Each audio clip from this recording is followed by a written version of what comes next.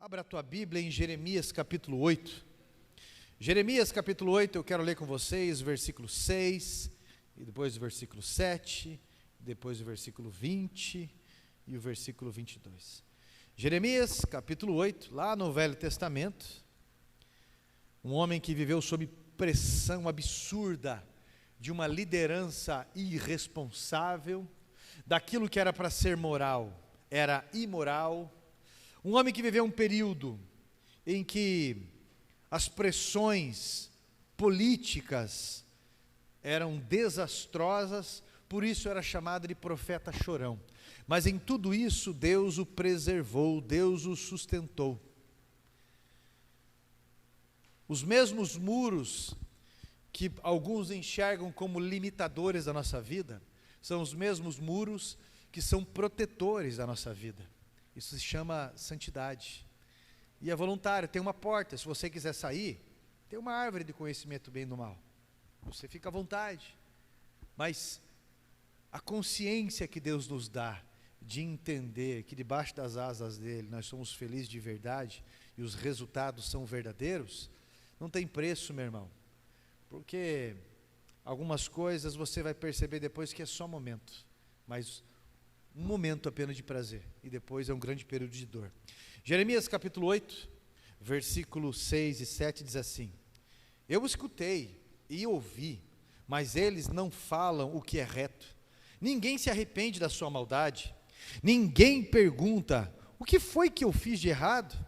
Cada um se afasta e segue o seu caminho, como um cavalo que arremete com ímpeto de batalha.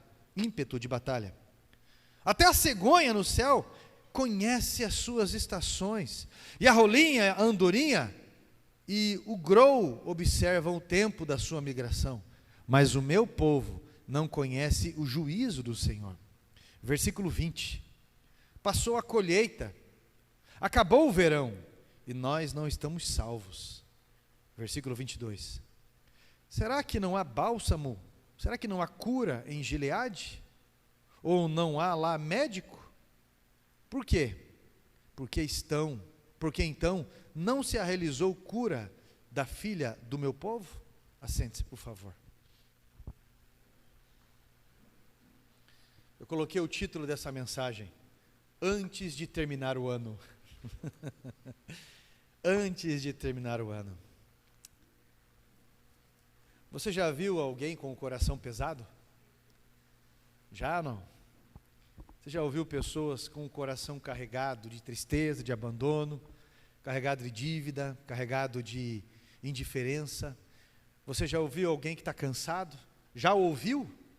Já parou para escutar alguém nas suas lamúrias? Já parou para escutar os infelizes ao seu redor? Como isso é pesado? Já ouviu pessoas que repetidamente confessam coisas pesadas? Pois bem, meus irmãos, nós estamos diante de um profeta, da escrita de um profeta chamado Jeremias, que escutou a Deus. E Deus disse que estava triste. Deus disse isso. Deus Ele escolheu não estar imune, por quê? Porque Ele ama. E o amor envolve o bem-querer.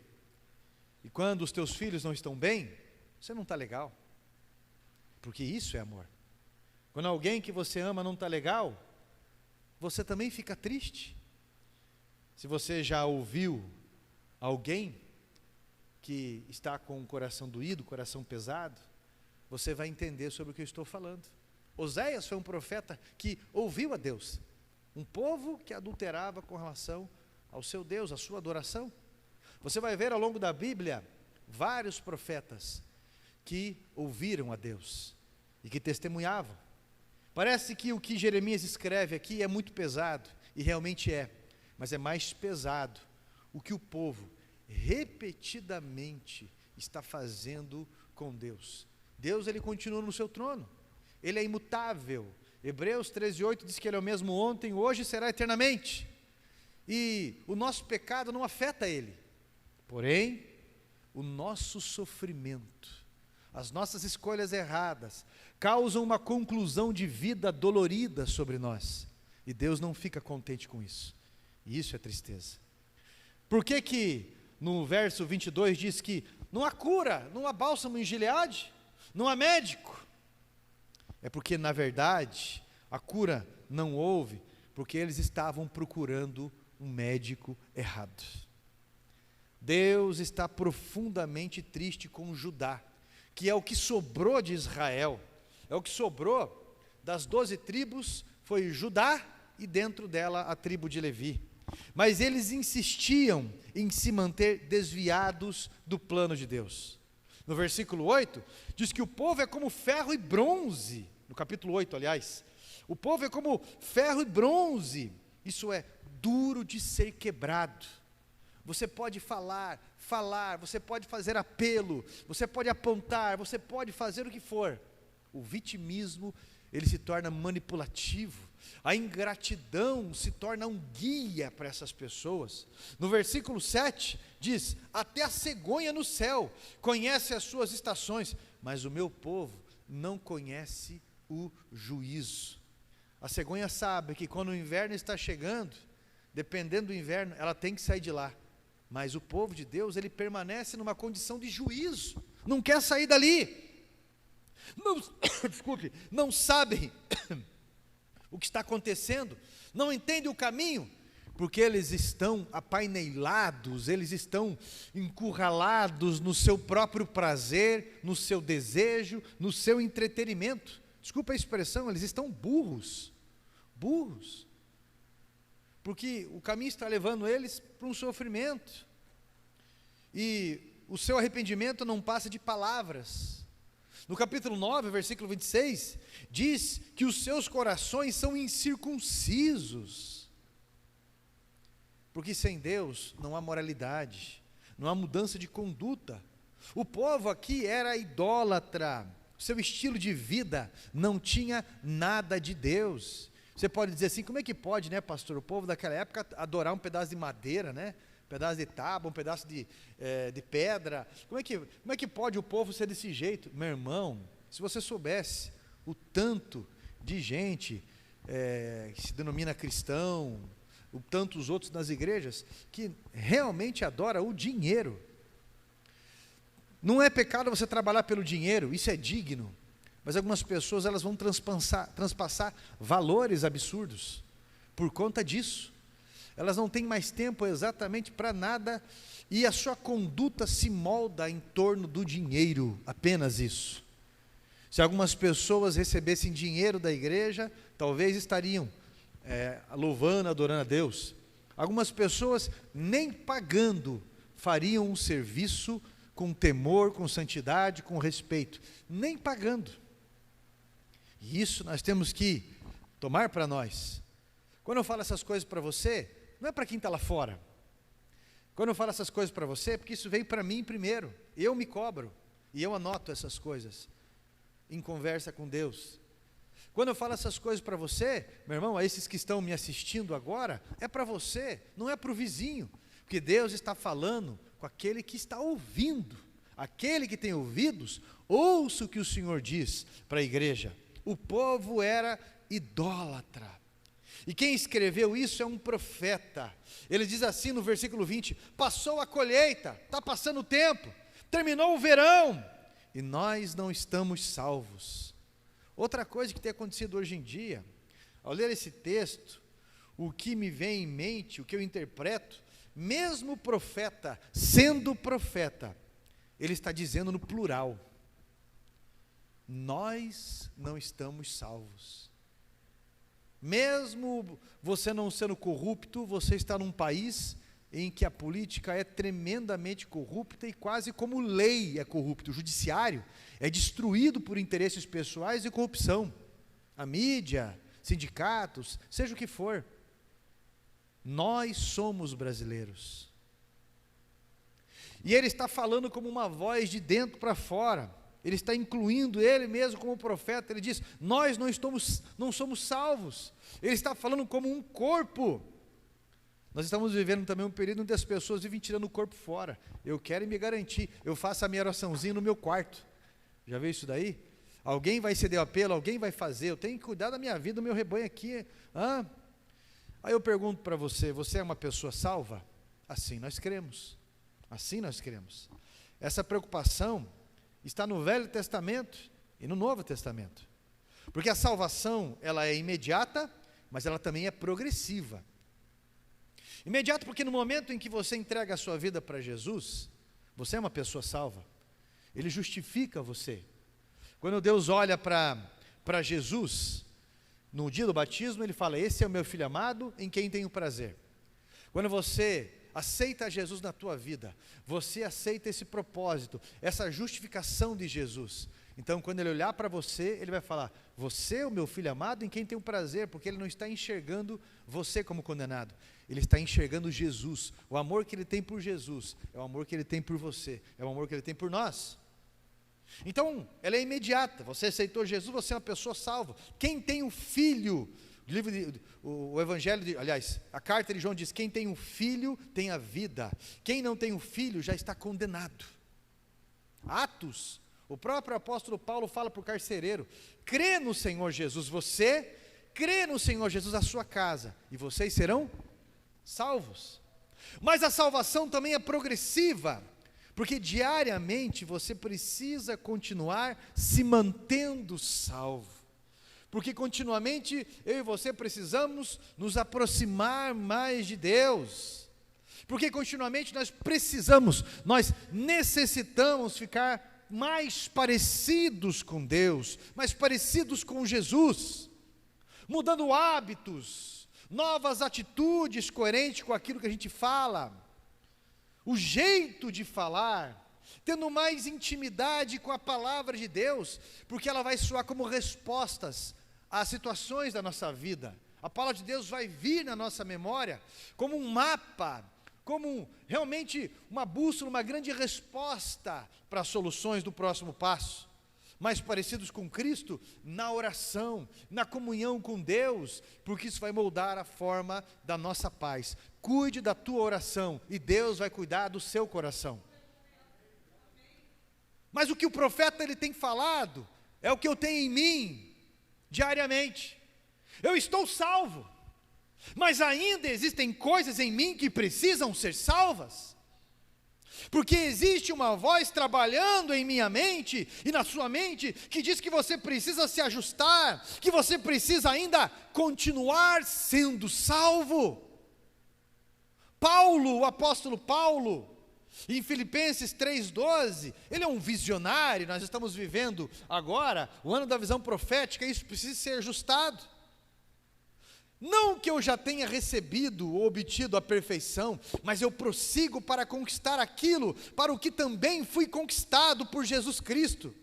Não julgo havê-lo alcançado já, mas uma coisa eu faço, esquecendo-me das coisas que para trás ficam e avançando para aqueles que estão adiante de mim, prossigo para o alvo. Prossigo para o alvo. Há uma sede, há uma necessidade de salvação dentro de você. Há alguém nos chamando para olhar no caminho que vale a pena. Uma necessidade, uma sede de salvação dentro de você, dentro da igreja, dentro dos cristãos, dentro dos pais, dos pastores. Mas salvo do que, por exemplo, pastor, que o profeta Jeremias está falando? Salvo do que nós precisamos no seu conceito? Ah, meu irmão, salvo de pensar que não precisa mais ser salvo. Eu não concordo, não tem como eu concordar com uma visão calvinista, porque a visão calvinista diz que não precisa evangelizar. A visão calvinista coloca algo como predestinação numa interpretação errada, e isso para mim soa muito errado, porque então Deus criou você para mandar você para o inferno? Negativo. Não há lógica nisso. Então Deus é mau? Não há lógica nisso. Deus desejou a nossa salvação. Quando fala Deus predestinou, Deus desejou para nós a salvação. É assim que eu entendo. Do que eu preciso ser salvo? Salvo de pensar que possa haver salvação sem Cristo? Ô pastor, sério que tem gente que pensa assim? Por incrível que pareça.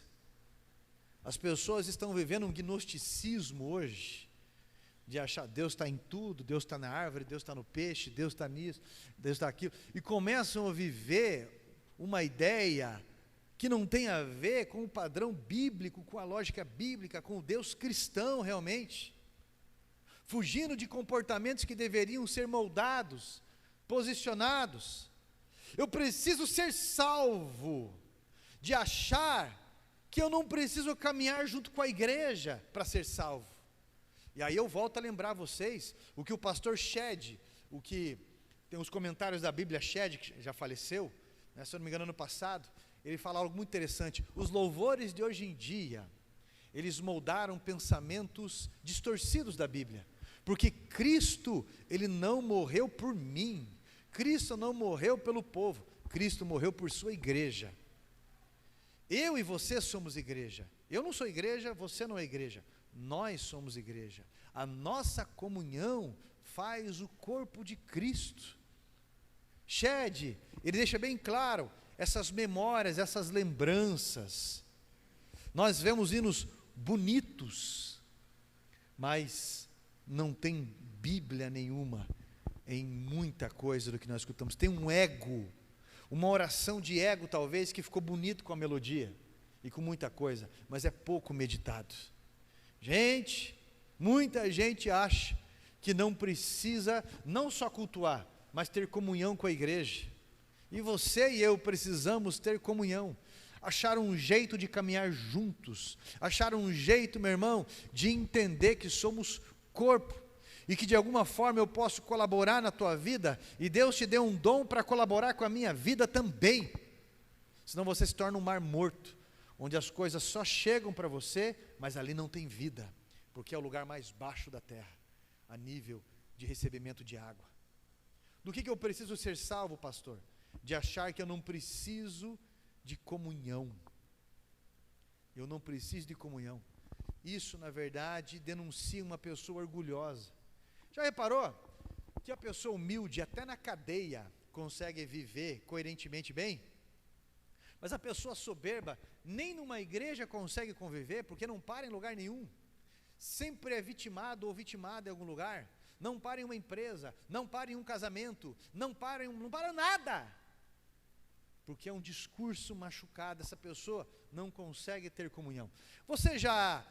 Durante 10 anos, eu fiz um trabalho bem específico com moradores de rua, inclusive no centro de Curitiba. E eles são muito bons para puxar o assunto. Pessoas assim que levam uma vida na rua, para abordar, para conversar, eles são muito bons para isso. Mas quando você começa a estreitar, ou uma comunhão, ou uma conversa mais justa, todos se tornam muito espinhosos. Vivem verdadeiros terrores dentro de si, espinhos terríveis. Por quê? Não conseguem ter comunhão, não conseguem conviver. E existe uma maldição de Caim. Quando este não consegue ter comunhão com o seu irmão, a maldição é que a Bíblia diz que ele vive vagabundo na terra. É o que está escrito, ele vive vagando, vagabundo e vagando na terra. Ele vive vagando, senta um pouco aqui, continua andando de novo, mas ele não consegue criar vínculo. E escute, existe uma bênção na continuidade. Quando você permanece casado, quando você permanece fiel, quando você permanece trabalhando, existe uma bênção na continuidade, porque os resultados, eles vão vir com o tempo. Agora, a pessoa que sempre está recomeçando, ela vai ter dificuldade, muita, de ter resultados na sua vida.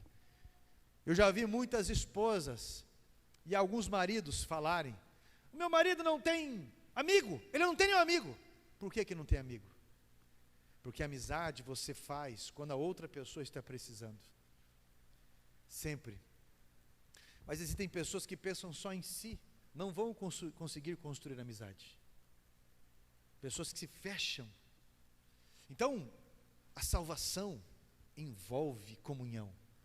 A salvação envolve coragem. Coragem de você sacrificar o teu tempo, o teu dinheiro, o teu trabalho, a tua mão de obra, alguma coisa, para ajudar alguém. Só que tem pessoas que são tão egoístas que não conseguem ajudar alguém que lhe ajuda. E ainda pesam aqueles que lhe ajudam. Cuidado com isso. Cuidado com esse medo. Porque tem uma música que foi cantada, é uma música má, que ela diz que, o inimigo se declarando através da música, ele diz que ele é o medo de amar. O medo de amar. Cristo, do nascimento ao seu falecimento e ressurreição, ele foi exemplo para a gente em amor. Quando você vê uma mãe se sacrificando pelos filhos, ela é um exemplo de mãe. Quando você vê um pai todo dia trabalhando, seja com a mão calejada, com a cabeça quente, estressado com a sua profissão, ele faz aquilo exatamente porque ele ama, porque ele tem para onde voltar e o que cuidar. Achar que tem salvação sem comunhão é um erro satânico. Olha, meu irmão, eu não sei se alguém aqui estudou satanismo já. Pode parecer espantoso o que eu vou falar para vocês. Eu já estudei. Por que eu digo isso para vocês? Porque o que está acontecendo em algumas igrejas hoje é muito parecido. Como assim, pastor? Existem pontos significativos, importantes, que vão trazer a diferença. Mas algumas coisas semelhantes. As pessoas vão até o templo porque elas querem o bem de si mesmo, só. Elas vão porque elas querem prosperidade e aliança financeira, só. E é interessante, num dos mandamentos dele, que diz assim, ó: seja honesto, faça o que é correto, pague as tuas contas, seja leal no teu casamento, mas se alguém fizer um mal para você, destrua-o. E essa é a diferença, porque é declarado algumas coisas. Agora, dentro de algumas pseudo-cristãos, você vai ver que as pessoas estão simplesmente egoístas. Não amam, não sacrificam, não têm comunhão. Simplesmente eu vou porque eu quero receber. O louvor vai me servir, a mensagem vai me servir e eu vou dar nota. Os apelos, eles não são para mim. O que eu tenho é uma desculpa, que eu não posso, que eu não consigo, que tem outro que tem mais que eu, ou seja o que for. E a Bíblia sempre vai dizer para mim que nós vamos fazer segundo a nossa força. Não é para a gente não fazer, mas é segundo a nossa força. Aquela mulher que deu 2 moedas no gasofilácio, que Jesus viu e disse que ela tinha dado a maior oferta, não tem a ver então com a quantidade do dinheiro, tem a ver com o posicionamento pessoal, com a oferta pessoal, o sacrifício pessoal. Mas nunca há indiferença. Eu preciso ser salvo da autossuficiência de pensar que eu não preciso do poder do Espírito Santo. Algumas pessoas que acham que realmente não precisam do poder do Espírito Santo. Escute: pastor, mas eu sei que eu preciso do poder do Espírito Santo. Mas não tem a oração junto com a igreja, não tem a comunhão junto com a igreja, não tem posicionamentos com relação a isso. Eu estou falando para você prático, mas sempre está procurando cursos. Não é errado você procurar curso, meu irmão, não é errado. Mas tem um curso lá não sei aonde, quanto que é? R$300. Tem um curso onde é 700. Tem um curso onde ao seminário não sei das quantas, vamos lá. Ao seminário não sei do que, vamos ali. E todo mês, semana, e o encontro disso, e o seminário. Eu não estou dizendo que isso é problema, estou dizendo que algumas pessoas querem se sentir bem. Apenas isso. E querem uma instrução, porque instrução é poder. Só isso. Daí julgam. Aqui não acontece porque disso, lá é por causa não sei o que, aqui por causa assim, e aqui não sei o que lá. Simplesmente assim. Querem poder, mas esquecem do poder do Espírito Santo. Interessante que o mesmo Pedro, pescador, limitadamente pescador, que talvez nem a família dele dava muito ouvido para ele, depois do batismo no Espírito Santo, ele abriu a sua boca para pregar. E 5.000 pessoas entenderam o que ele estava falando. Isso é o poder do Espírito Santo. É as coisas acontecendo. Não por você. Você só precisa estar no lugar. Você só precisa assumir a postura que ele está chamando. E ir para a oração. Ele vai levantar pessoas, algumas pessoas de passagem na sua vida. Algumas provisões financeiras incríveis e momentâneas. Mas ele vai fazer a obra através da sua vida. Do que eu preciso ser salvo, pastor? Disso. Salvo de me pensar ou de me basear em apenas cálculos humanos. Eu preciso ser salvo de pensar que eu posso fazer a obra sem unção, sem um propósito. Meu irmão, eu preciso ser salvo. Jeremias está deixando bem claro algumas coisas para aquele povo. Eu preciso ser salvo de uma salvação que não me transforma. É interessante. Você não vai ver na Bíblia que mulher tem que usar saia, homens tem que usar calça e coisa e tal. Você vai ver cultura. Quando você estuda antropologia, que é o estudo da humanidade, estudo das culturas, você vai entender mais sobre isso. Mas a Bíblia vai falar sobre vestimenta de homem e vestimenta de mulher. E existe calça para homem, existe calça para mulher. E existe calça decente para homem, e existe calça decente para mulher. Isso é, pastor, o que Deus está vendo é o meu interior, o que importa é o interior. Que fígado bonito você tem. Mas geralmente quem fala isso, nem o fígado está bonito. Nossa, que pulmão legal, olha que pulmão perfeito que você tem, os alvéolos, olha como eles estão no lugar. Nossa, que biliar interessante, a tua bile é diferente. Não, né? O interior, meu irmão, o nosso exterior, ele manifesta o nosso interior. O nosso exterior, ele é reflexo daquilo que nós pensamos. Ele é reflexo. A forma como nós nos vestimos, a forma como nós falamos, a forma como nós nos comportamos, reflete um coração transformado, uma vida transformada. Agora, o evangelho que não transforma, que evangelho que é esse? Isso não é boas novas? Isso é conveniência só. Eu preciso ser salvo de achar que eu posso casar, mas eu não preciso respeitar o meu cônjuge. Tem mulher que acha que ela casou com o pai dela, no sentido de que ele está lá só para servir a boneca. Agora eu quero isso, agora eu quero aquilo. Você não faz as minhas vontades. E textão em rede social. E fala mal do marido para todo lado. E dá exemplo errado. E quando chega fulano que faz alguma coisa, ela olha para o marido e fala, tá vendo? Por que você não aprende com fulano? Por que não sei? Expõe o camarada. É uma bocuda e a maior fofoqueira da sua casa. E depois fala dos outros. Da mesma forma, meu irmão, tem marido que acha que casou com a mãe dele. E hoje está assim, né? A mãe chega para ele do café da manhã e fala bem assim, filhinho, fala com mãe ainda, tem que infantilizar, fala. Filhinho, você quer que a mãe faça um nuggetzinho com queijinho em cima para você? E ele está assim com o cabelo levantado. Só que quando ele casa, ele acha que casou com a mãe dele. Em vez de ele levantar, dele servir, dele ser dinâmico com uma coisa ou outra, não sei o quê, ele espera que a esposa dele fique servindo como a mãe, em tudo. Gosta de jogar bola com os amigos, academia, não sei o quê. Ele chega em casa, o prato dele está quentinho no micro-ondas. E a esposa está lá esperando do jeito que ele quer. É assim. E coisas desse tipo. Meu irmão, que respeito é esse? Menino, rapaz com cabeça de menino, gosta de ter uma mulherzinha do lado, com um calçãozinho com a polpa derramando aqui. Cabeça de menino. Gosta de ter uma mulher destacando aqui e assim. Homem não. Homem não gosta. A mulher vai se mostrar para ele. Porque ele quer uma pessoa de respeito, que lhe honre. Se você quer que teu marido te entenda que você lhe ame, que você ama ele, aliás, você precisa demonstrar respeito da tua forma de conviver. Cuidado. Eu preciso ser salvo de uma condição que me faz orar por uma namorada ou por um namorado, mas depois faz não respeitar o corpo dela, né? Ou dele. Que me dá graça para trabalhar, eu preciso ser salvo para entender isso.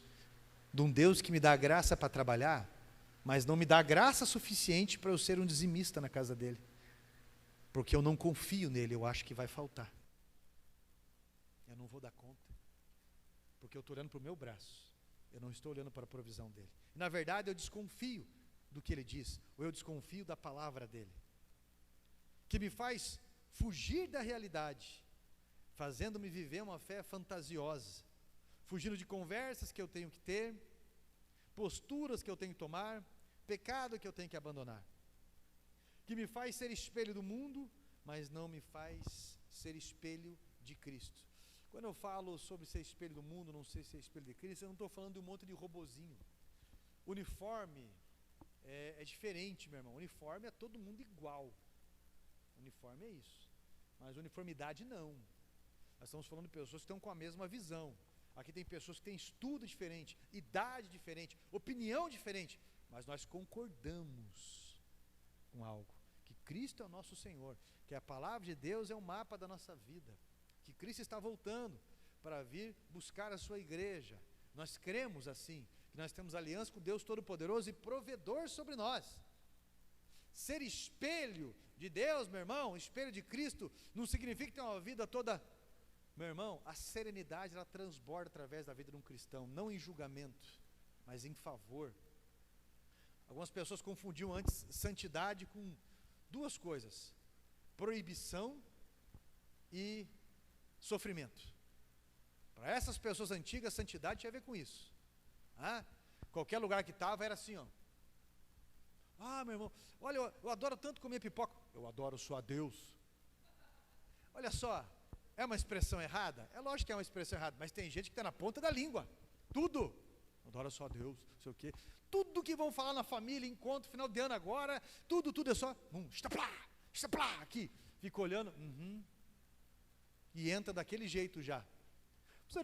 Aqui é a família evangélica. No final do ano, reunido, alguém faz uma oração, depois a pessoa chama, você reparou que você fez uma oração com um tenor errado? Meu irmão, você deveria ter feito uma oração em mi, você fez em fá, com um tom errado, olha só. Mas tem gente que é chato e não enxerga isso, e acha que isso é santidade. Pelo amor de Deus, tem pessoas que viraram pessoas extremamente retidas, amarguradas, e acham que isso é santidade. Mas eu preciso refletir a Cristo. Cristo, você vai ver em Mateus capítulo 9, capítulo 7, versículo 49, que diz assim: e todos se admiravam da doutrina. Isso aqui que é doutrina? É um costume, é um estilo de vida, é uma filosofia de vida. Todos se admiravam da doutrina de Jesus, porque não era como os fariseus. Interessante isso, porque Jesus era leve. Quando ele chegava no ambiente, a pessoa era o que era. Agora, a classe que Jesus repreendeu foram os religiosos, que viviam, em certa parte, algumas pessoas dessa vida religiosa, uma hipocrisia. Eu preciso ser salvo de uma salvação que me faz só adorar ou ler a palavra dentro do templo. Só. E olha lá. Antigamente todo mundo vivia com Bíblia, né? Hoje, boa parte, 200 anos dentro de uma igreja, não tem Bíblia. Nunca leu o Novo Testamento, nunca leu o Evangelho, não se interessa em estudo. Nem você dando comida de graça na igreja, para vir para um estudo, para um discipulado, vem, porque vai arrumar uma desculpa nova. E alguns não têm a humildade de estar para colaborar, servindo primeiro. Por quê? É muito leitinho para mim, sabe? Eu sou quase um semideus. Imagine eu, Carlos, sendo aluno, meu irmão, quantas vezes eu fiz até curso com o pastor Sadia aqui na igreja, né? O curso é o meu máximo, né? E outros cursos que irmãos, e ainda sempre estou renovando e participando. Agora, e não porque talvez você conhece muita coisa, meu irmão, mas a humildade faz a gente melhorar o lugar, colaborar, avançar, ensinar a ter comunhão, de alguma forma auxiliar. Mas eu preciso ser salvo de achar que eu tenho que louvar ou adorar somente na igreja e ler a palavra só na igreja. Eu preciso ser salvo de uma salvação que me faz admirar quem prega, mas não me faz pregar para ninguém. Não me faz pregar para ninguém.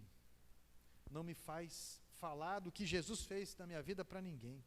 Eu preciso ser salvo de uma salvação, de querer que outras pessoas sejam salvas, mas que eu não dê testemunho para elas. Eu até quero que as pessoas sejam salvas, mas eu não dou testemunho nenhum. As pessoas estão resmungando, mas eu não tenho a iniciativa de fazer uma oração, escutar ninguém. Eu preciso ser salvo de uma salvação que me faz ser batizado nas águas, mas não me faz caminhar sendo igreja. Eu preciso ser salvo de uma salvação que me perdoa, mas que não me faz perdoar. E perdoar, quando eu falo, é perdoar de verdade. Eu preciso ser salvo de uma salvação do conformismo, do conforto e de achar que fazer a obra é ser reconhecido, é ser aplaudido e não ser criticado. E quem faz a obra é mais criticado do que reconhecido. De uma forma soterrante, ser criticado, medido, e pessoas dando opinião por que não cresce, por que não é isso, por que não é aquilo, ou por que deveria ter falado, ou por que tudo.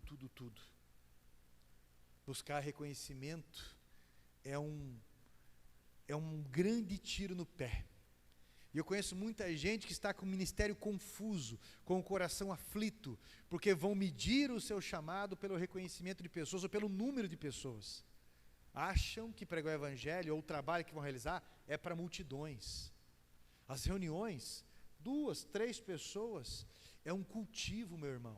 Os trabalhos que você vai fazer e vai desenvolver durante a tua vida. Mas algumas pessoas sempre esperam multidão.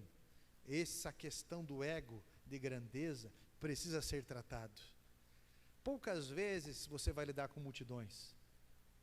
Olha, geralmente eu dou aula para 150 alunos no ano, na 10ª igreja.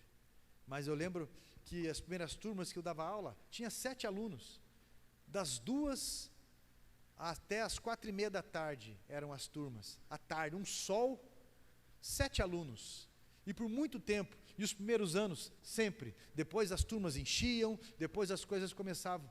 Mas, gente, muitas e muitas vezes nós precisamos entender e nos confortar. Eu não estou dizendo acomodar, mas nos confortar que Deus vai separando pessoas para ouvir o que tem que ser ouvido e conviver e viver o que tem que ser vivido. Eu preciso ser salvo de um cristianismo anêmico, sonolento, que não vai às ruas, que não faz trabalhos voluntários, que não ajuda, que é raquítico em ofertar para Deus, para a sua obra, ou mesmo para a sua imagem e semelhança. Meus irmãos, eu preciso ser salvo de uma salvação de escapismo, de achar que sempre o desafio não é para mim, é sempre para o outro. Eu preciso ser salvo de uma salvação que me dá o reino só depois, a alegria só depois, a paz só depois, sendo que Jesus disse que o reino de Deus está dentro de nós. Eu preciso ser salvo de uma salvação que me dá um Cristo fraco, distante, indiferente, um Deus aposentado. Eu tenho feito visitas esses dias e conversado com várias pessoas, e eu tenho lembrado muita gente dizendo: eu tenho Deus como meu amigo, Ele é o meu Deus, mas Ele é meu amigo, Ele me respeita, Ele me ouve, Ele se importa comigo e a minha vontade, que se cumpra a vontade dEle. Mas algumas pessoas esqueceram que Deus é amigo, e estão padecendo por isso, e aí tem a ideia de um Deus distante, por isso a solidão domina os seus passos e a sua vida. Eu preciso ser salvo de uma salvação, da nostalgia de ser um religioso de culto, mas na hora do vamos ver, diz que não é meu perfil, eu não levo jeito, que eu sou muito simples para isso, de dizer que eu sou cristão, mas eu vivo somente como o mundo, nos valores, na busca do mundo. Meu irmão, olha para o teu irmão aí, ei, dá um sorriso para essa pessoa, só isso, essa pessoa que está com o sorriso amarelo. Nós somos igreja.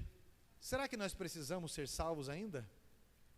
Às vezes até daquela tradição de chavões, que até chega a virar chacota. Só chavões. Algumas misericórdia. Só. Não tem problema você falar isso, meu irmão, mas algumas pessoas resumem a vida cristã nisso.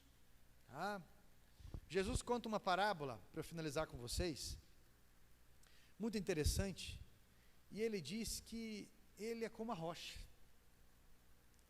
Ele diz que Ele é como a rocha, que uma pessoa chega e constrói, faz a fundação, dá mais trabalho, mas faz a fundação desta casa, que a pessoa quer permanecer sobre a rocha. Outra pessoa faz, o lugar é mais fácil de cavar, que a areia, e faz a fundação ali. É mais fácil, é mais simples, é mais light, é mais church. Faz ali. Assim mesmo. E daí, é mais sentimental, mais conveniente, tem multidão.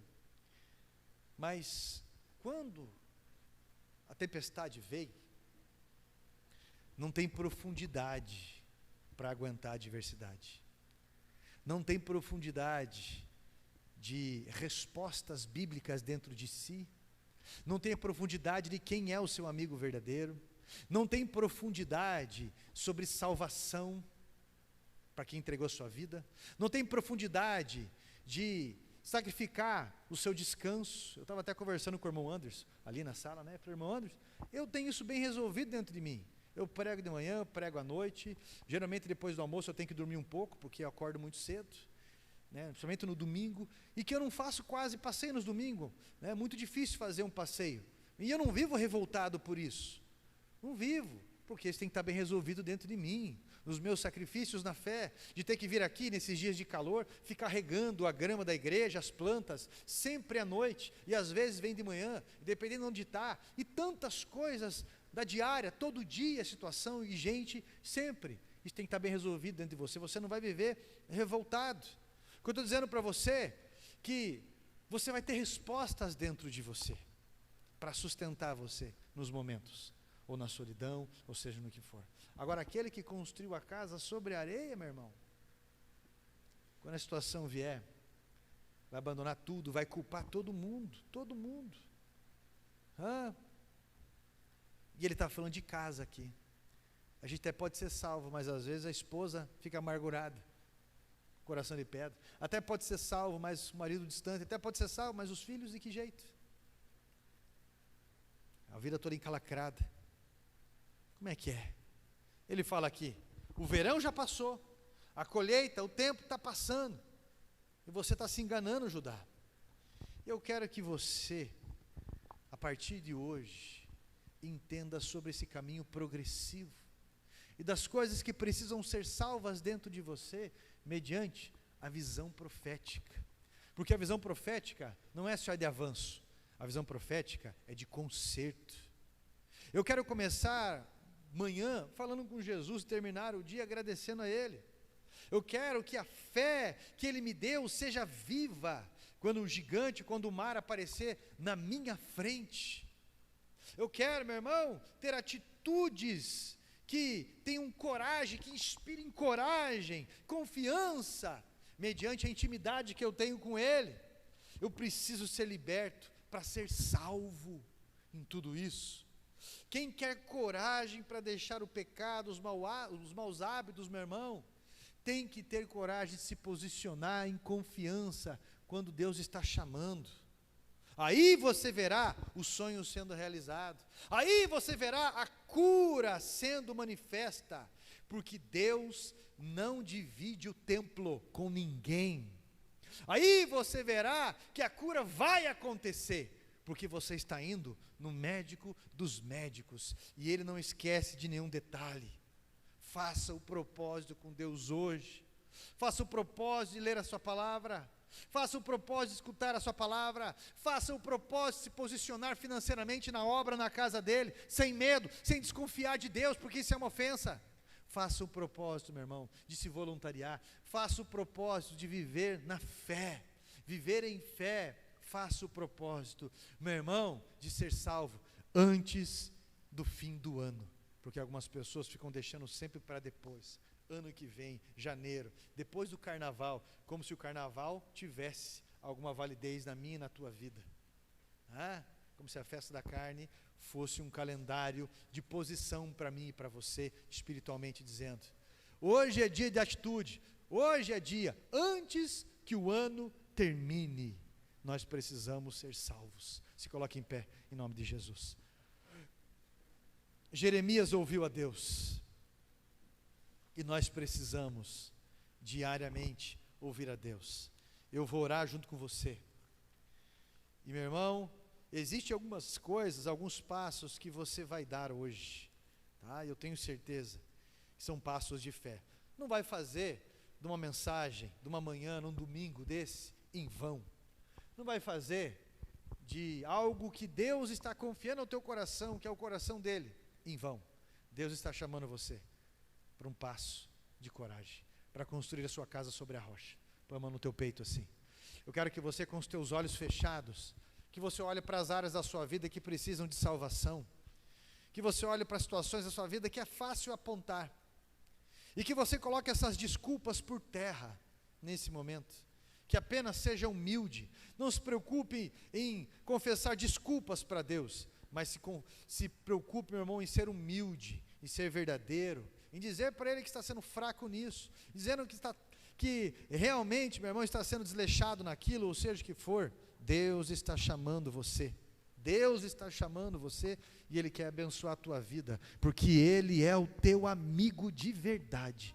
E eu vou orar, e você vai falar para Deus sobre isso, amém? Amigo fiel, todo-poderoso, talvez nós tínhamos pessoas aqui que durante o ano pensaram muitas coisas, pensaram em suicídio, pensaram em abandono, pensaram nas suas fraquezas, pensaram em fugir, pensaram, Pai, tantas e tantas coisas, mas eu quero pedir ao Senhor, por favor, que venha transformar o nosso jeito de pensar, que esse evangelho que é todo poderoso, ele venha trabalhar nas nossas raízes, oh meu Deus, trazendo força, que as flores que já não são mais flores, mas que se secaram, que os frutos que já se secaram, que os galhos secam, sejam retirados, para que a raiz fortaleça, e para que venha brotar muitos outros frutos, flores, Pai, venham crescer, venham ser abrigos verdadeiramente. Assim, Espírito Santo, as suas folhas sejam de remédio para quem chegar perto, a sombra aconteça para quem procurar alívio, e no nome de Jesus Cristo, eu estou pedindo ao Senhor, que venha acender na nossa mente, atitudes que nós temos que iniciar hoje, mensagens que nós temos que mandar hoje, palavras que temos que dizer hoje, passos que nós temos que dar hoje, desafios que temos que aceitar, Pai, e assumir nesse momento. Assim, Espírito Santo, pedimos que o Senhor venha ministrar e deixar pregado na nossa mente, pregado no nosso coração essa mensagem como os teus valores. Te agradecemos em o nome de Jesus, e todos digam, que Deus abençoe a sua vida, meu irmão. Aplauda Jesus.